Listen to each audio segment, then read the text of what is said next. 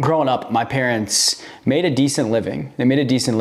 But when I was 10 years old, they filed for bankruptcy. Ultimately, really what I feel as a result from it is I walk around with this fear all the time that the other shoe is gonna drop. I thought that I lost everything in my life. My life drastically changed. The carpet got pulled out from underneath me because of money at a young age. When I was 13 years old, I got hit by a car riding my bike to practice.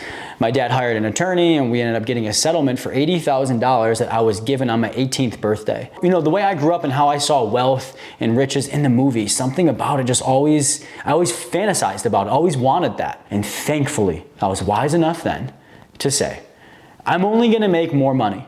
Hi, I'm Justin Buonamo, and this is Wisdom is Wealth. Wisdom is Wealth is designed to give you guys practical insights, modern strategies, and even timeless philosophies around gaining wisdom in your life. The wiser we get, the wealthier we will become. This podcast really is inspired by the book of Proverbs in the Bible, which was written by King Solomon, who prayed to God for wisdom and as a byproduct became the wealthiest person to ever live. If he was still alive today in present day, he'd be worth $1.3 trillion with a T. Not because he prayed for wealth, but he prayed to God to give him wisdom. And as he grew wiser, as a byproduct, he grew wealthier, particularly financially, but not just stopping there, in every facet of his life. And in my own life, I have realized that the wealthier I become, it's truthfully just because I have become wiser in life. I'm gonna bring on guests that are incredibly successful, incredibly amazing human beings, and have an amazing financial wealth that they've grown for themselves, and they're gonna share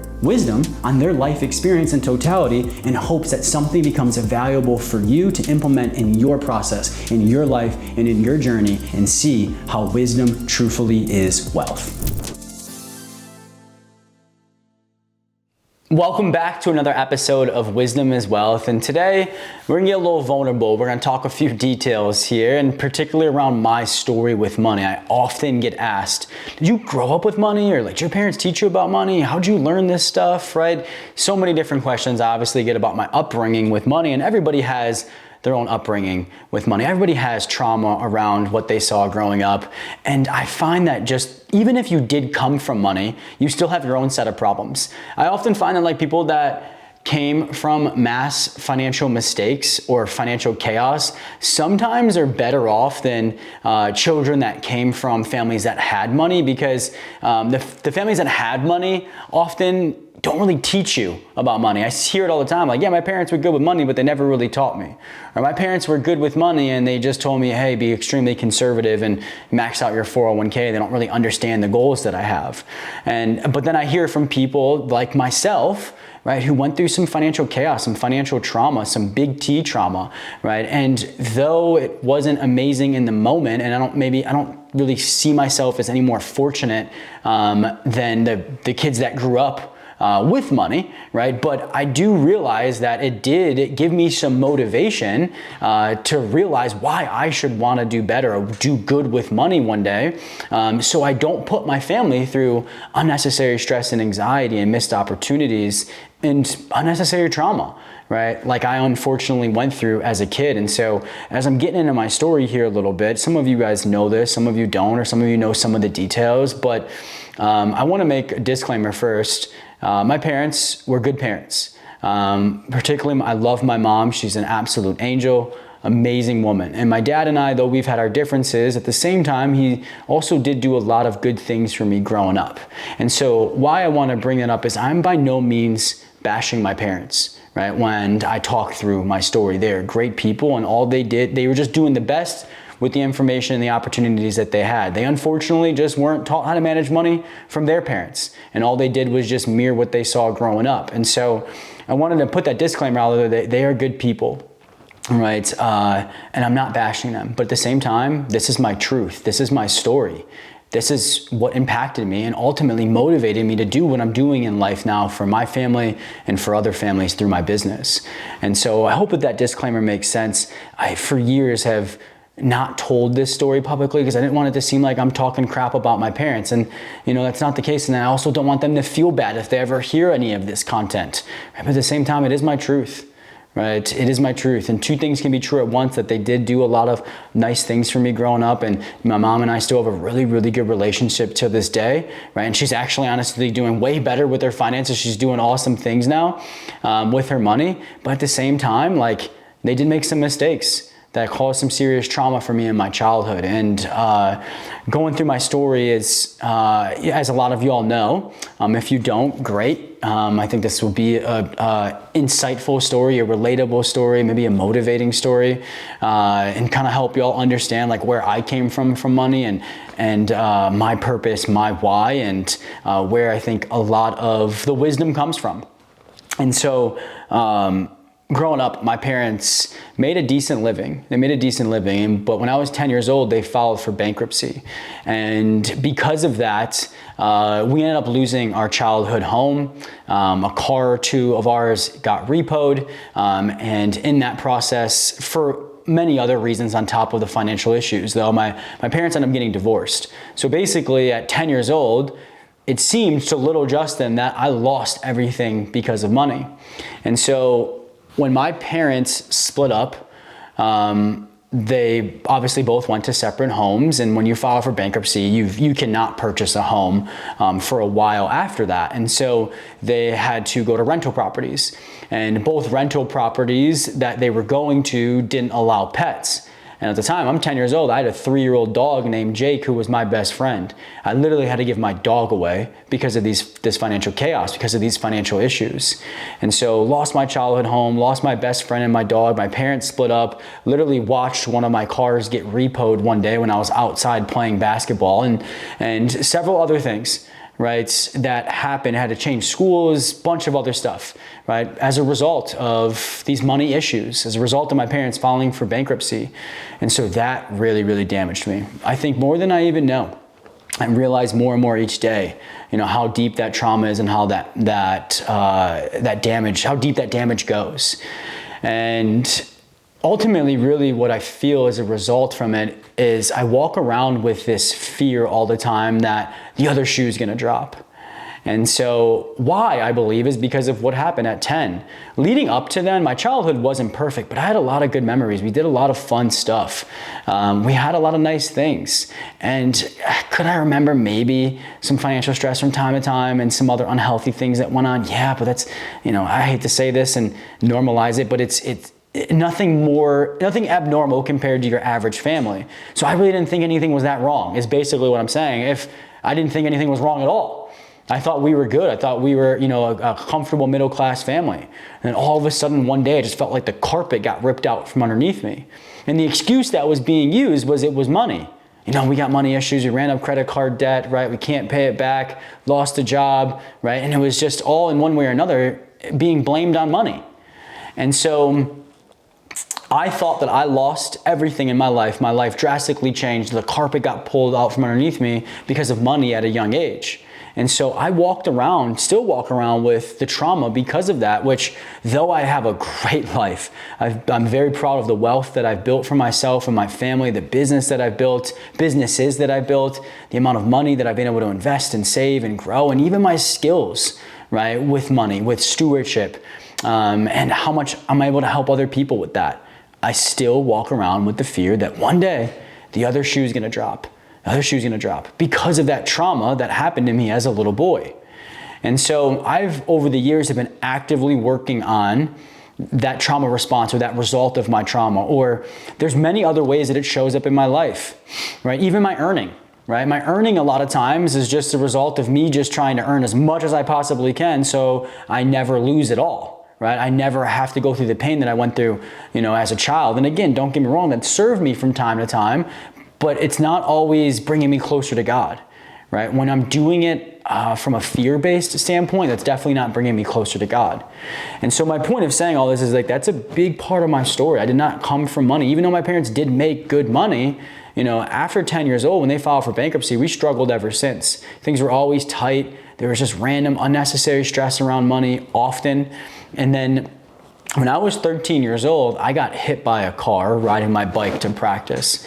My dad hired an attorney and we ended up getting a settlement for $80,000 that I was given on my 18th birthday. And so the day I turned 18, $80,000 was dropped into my checking account. Nobody could tell me what to do with this money. So I turned 18 on July 7th, right? So I was home back in Rochester, New York for a couple of weeks until I left for my freshman year in college down here in Maryland, which I'll get to, right? And so immediately this money is dropped into my account. The first thing I did, I went to an Audi dealership and bought an Audi A4, put black rims on it, tinted the window, put red calipers on it, paid cash for it, and had no business driving this vehicle. And almost half my money gone right there, right? Just after I paid the lawyer and bought the car, half my money gone.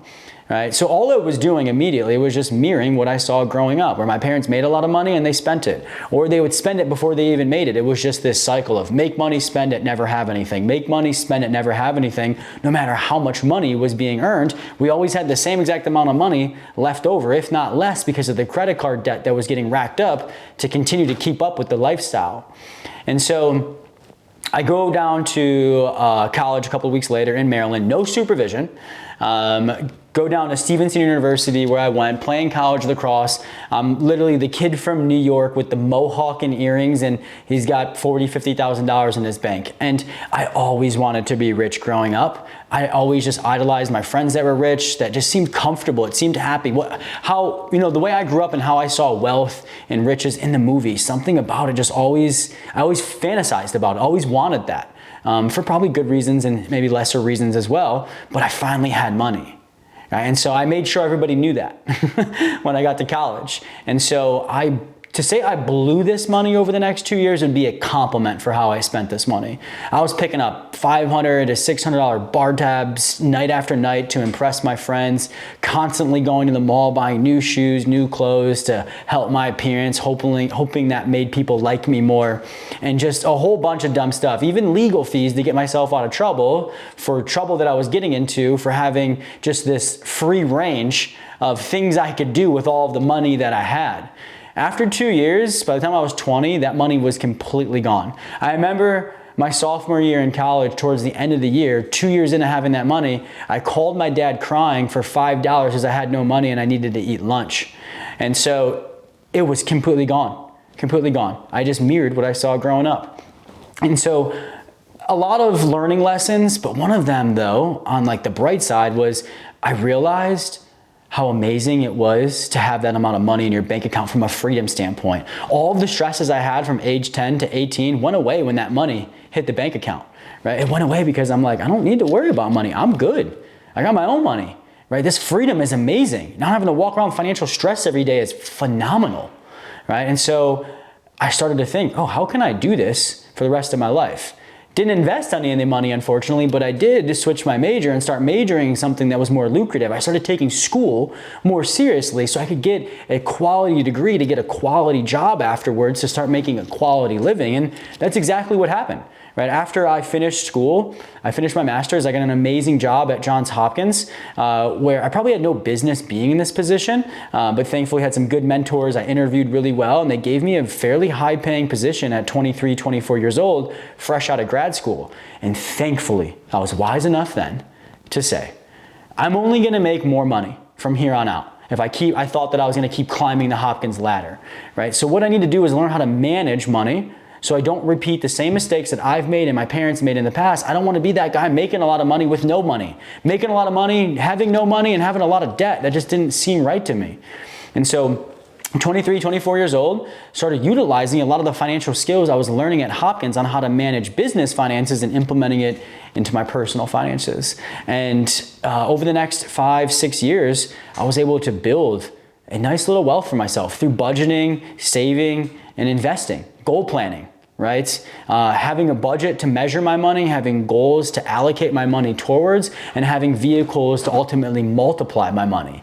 And so by the time I was 27 years old, when I first started JFF, I had tens of thousands of dollars invested, and I had 18 months of reserves in the bank, and I had a budgeting system that me and my fiance at the time were killing together. And so that allowed me to, though I had a great day job, only reason why I was going there because I needed the money.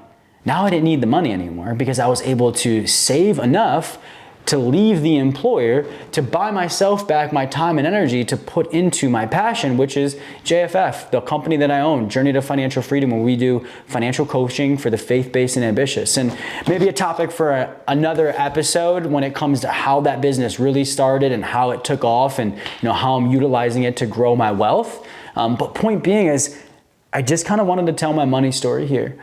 Right. And, when I was 10 years old, when I found out about all of these issues that were happening, I made a promise to myself that said, when I can control it one day, I will never have to worry about money ever again. I will never let my family go through this pain that I'm going through right now and went through for the rest of my childhood, even into my young 20s.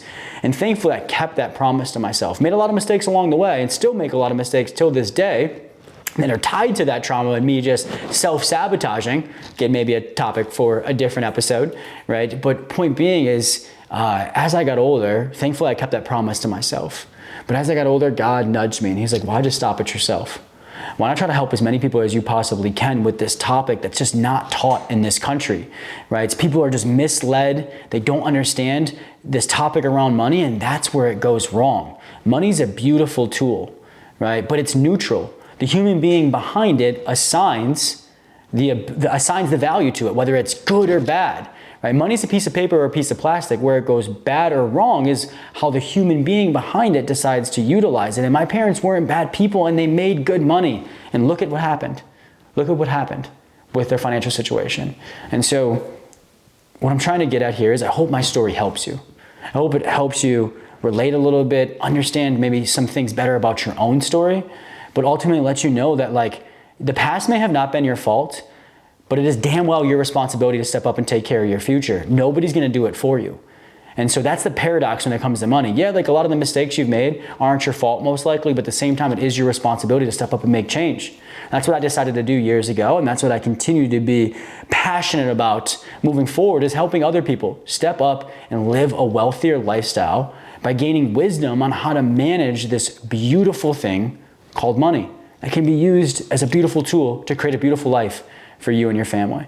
And so I hope that this insight and this wisdom today helped you understand your story better, helped you understand how we can rewrite it, help you understand about how it's showing up in your life for us to start to counteract that in the best way possible, and ultimately just help you understand how managing money well is one of the most selfless things that you can do. Right? It's one of the most selfless things that you can do. Because if you're managing money bad, or no matter how you're managing your money, everybody around you is going to feel the impact of how you're managing that money. Right? So the better you manage your money, right, the better everybody around you is going to be.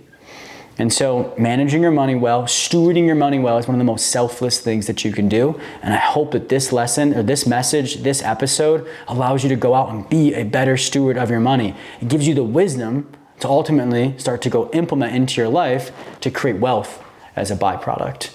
And so, as always, thank you for coming back to another episode of Wisdom is Wealth. Like, share, comment, subscribe, whatever platform you're on, do the call to action. And we really appreciate y'all coming back to this episode, and we'll see you on the next one.